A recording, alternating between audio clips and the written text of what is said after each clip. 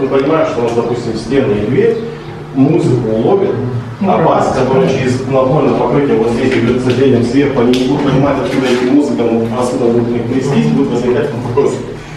Откуда он взял? Да, потому что вот я выхожу в коридор, я не понимаю наличие источника звука, но я чувствую, что прям да, бас доходит. В общем, смотрите, такая штука уже вот, все. Исследовали, так сказать, как ведет себя конструкция. Страшного ничего нет, да? Тебе не было страшно? Нет. Кроме звука, да? Немножко, правда. Да. У Ивана ухи, наверное, заболели уже. Ну да, за 50 Гц когда переваливает, уже закладывать начинает. Да. Еще к нему должны быть 11 акустических систем, которые каждый свой частотный диапазон работают. Это мы только басом с тобой баловались. Вот такие дела, да, Люсинчик? Не будешь громко включать? Сколько на конструкцию не нагрузят. Ага. Ну да. Мембрана, собственно, для них и прочие такие штуки. С той стороны садись. Слушай, Иван, а мог быть добр рядышком как-нибудь стань, чтобы это на фотка на заставку? Не, давайте я вас Да, так я не фотогеничен вообще. Я не хочу быть на заставке. Так, ну-ка, ты радостная? Сейчас, подожди. В общем, ты, я смотрю, нашла себе кофе-столик, хотел сказать, стульчик, да? Да. Кстати, очень даже хорошо. Удобно, Можно тяжелый. оставить его здесь, действительно.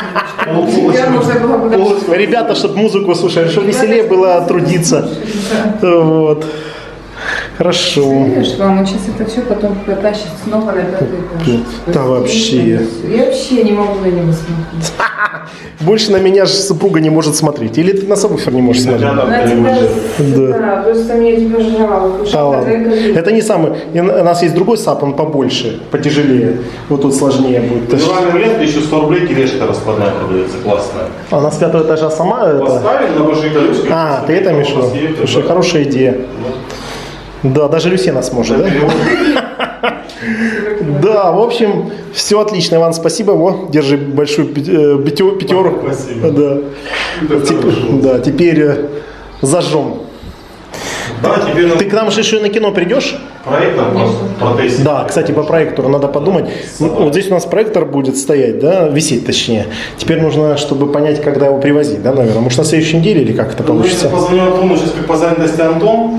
Мы сейчас с вами проговорим балкон, вот эту стеночку, которая меня очень сильно беспокоит. Ну, пойдем поговорим. И на отшибе 288 миллиметров мы нашьем профиль направляющий, соберем временную стеночку для того, чтобы она определить световой Иван, я единственное, что скажу, размер реального акустики, да, сколько места нужно под нее. Ну, какой у нее размер.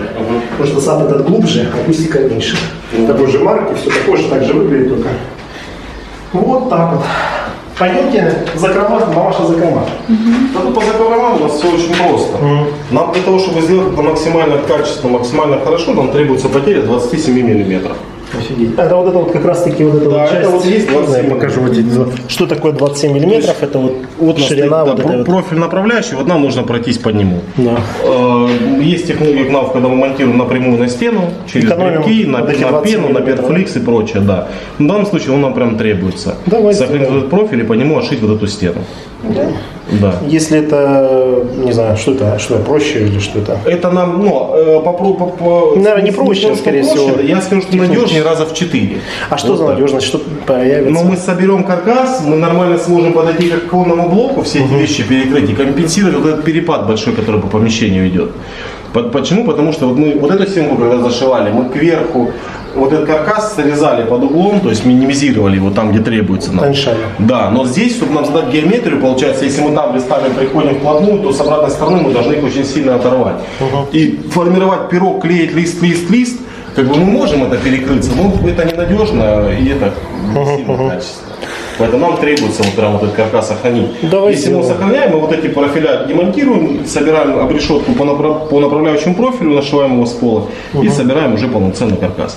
То есть сейчас у нас, видите, он сделан с выпусками, потому что мы не понимаем, как нам да, сколько обрезать, нужно, да, конечно. То есть мы соберемся и обрежемся, сделаем нормальную, адекватную столешницу.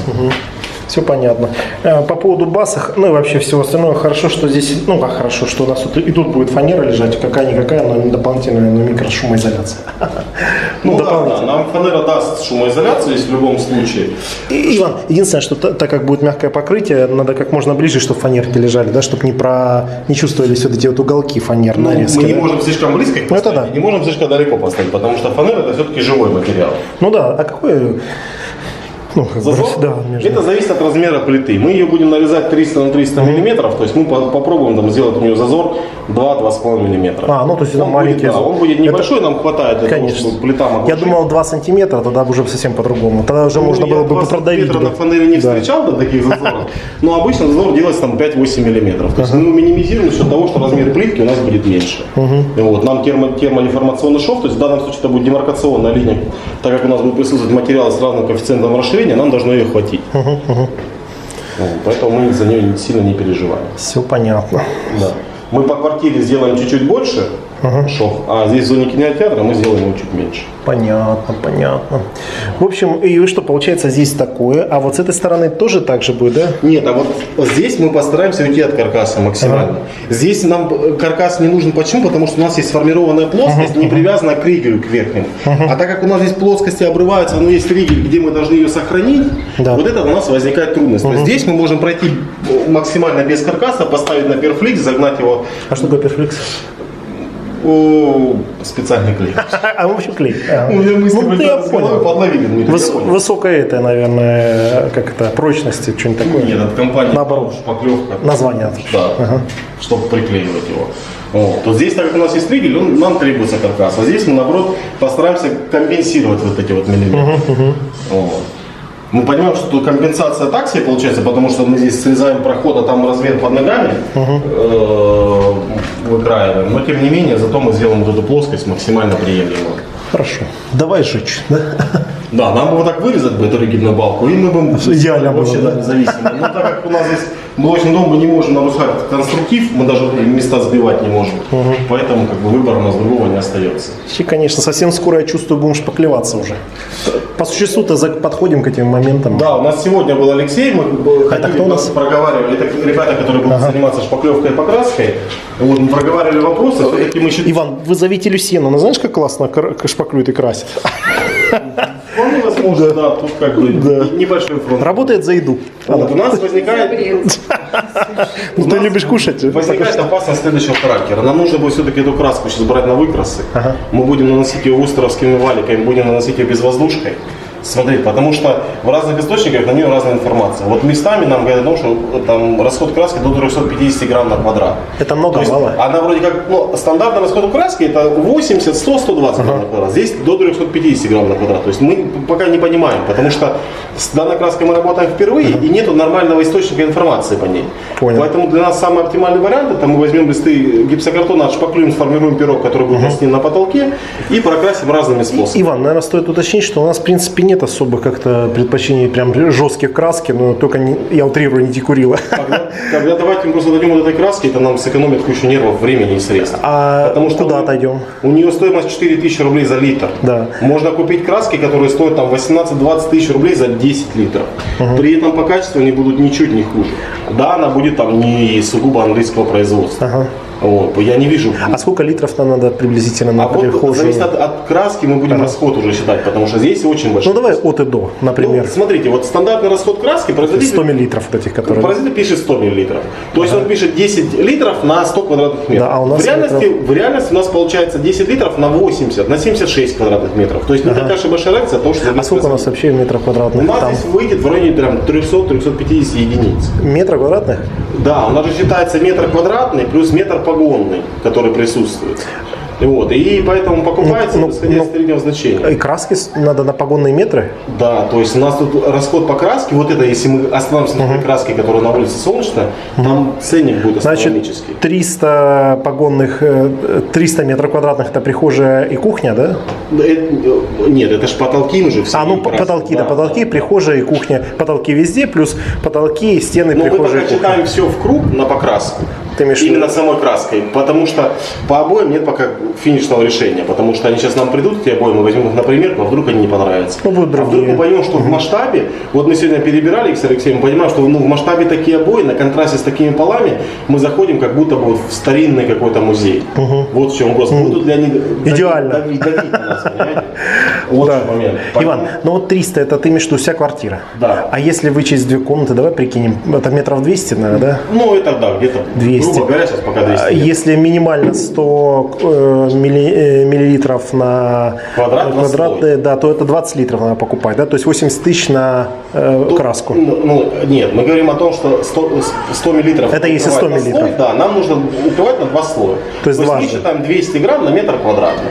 То есть нам нужно будет примерно 40 литров краски. 40 на 4, 160 тысяч. Приблизительно. Это когда мы говорим прям о очень хорошей Да. краске. Слыхала? Надо 160 тысяч на краску. Вот я вам сейчас... Это не без работы, это просто краска даже без комнат. А вот та краска, которую вы выбирали, тут 1700 ее будет. Как 700? Ты шо? Придется все вырезать. Ну я сейчас утрирую. Подожди, я думал, это английская 1140. 160 минимально. Ну, английская выйдет чуть подороже. Потому что нам должен быть запас на выкрасы, должен быть запас на то, чтобы мы могли подремонтировать Да. и прочее. Вот. Поэтому есть ли смысл в применении такой краски? Вопрос. Да, вот это же, вот эта история. Да, это первый момент. Второй момент. Вот та краска, в одних источниках пишется, что она тонкослойная, а во-вторых, что у нее большой расход. Возможно, у нее большой расход за счет того, что у нее там гранитная пудра в составе входит, но при этом она может наноситься довольно-таки тонкими слоями. Под тонкослойную краску дороже нам стоит подготовить квадрат по малярке и дороже стоит нанести такую краску. Вот, то есть она за собой тянет целый список переплат больших. Поэтому, если вы скажете ее, ну, соответственно, будем подготовиться под нее. Да, это будет дольше, это будет немножко сложнее, это будет гораздо дороже. А сколько нам надо купить для пробы, нанесения этой краски? Я с Олесей разговаривал, у них есть пробники, но они, по-моему, идут то ли 100 и, по-моему, и 300 миллилитров. Ну, то есть 300 миллилитров для безвоздушки мы даже пытаться не заметим. Да, то есть 300 это мы валиком можем откататься. Ага. А сколько надо? Нам по-хорошему на безвоздушку нужно взять там литр-полтора. То есть чтобы мы могли, да. 5-6 тысяч рублей сама вот эта история, выкрас. а подготовка оборудования, под этот безвоздушку. Надо же оборудование взять, да? Нет, оборудование-то есть. Но оно же стоит что-то, наверное, его эксплуатация. Нет, есть, мы же выкрас для чего делаем? Мы делаем выкрас валиком, мы делаем выкрас безвоздушкой, и понимаем, что эту краску мы должны нанести только безвоздушкой или, наоборот, только валиком. То есть выкрас делается для того, чтобы мы могли определить способ нанесения и то, как она ляжет на подготовленное основание. Понял. Это и есть выкрас. Поэтому для вас выкрас финансово не стоит ничего в плане работы. Это вот та Нужно же самая... закупить материалы. Иван, она, по-моему, даже бесцветная эта краска, да? Или мы колор Она добавим? идет база цены, она прозрачная идет. А мы будем выкрашивать, пробовать. А пробовать мы будем бесцветную или... Нет, нам нужен цвет, нам нужно дефектовку. И нам нужно выбрать те цвета, которые мы хотим, Не обязательно, предполагаем. можем любой цвет. Ну, можно... У них, возможно, даже есть такая краска, что кто-то заказал, а потом не забрал ее, она, возможно, у них и заколерованная. Всё, понятно. Нам для выкраса, чем темнее она будет, тем лучше. Что если мы возьмем на пробу краску, которую вот мы планировали сюда, там какой-нибудь оттенок темный, вот какой-то, может его попробуем, графит, например. Ну, до графита не обязательно, можно любой темно-синий, темно-зеленый, темно-синий. Да, темно-синий, там такой, знаешь, синий-фиолетовый, что-то такое. Ну да, вот, потому что на темных нам проще дефектовку ковать. Вот, так и хочется, вот как раз, может быть, здесь и попробовать. Не, а мы на листах гипсокартона выкраса будем. И идея была ее использовать, вот это, красить вот этот, как он называется, покрытие Да, вот это, да. что-то я забываю, как он называется все время.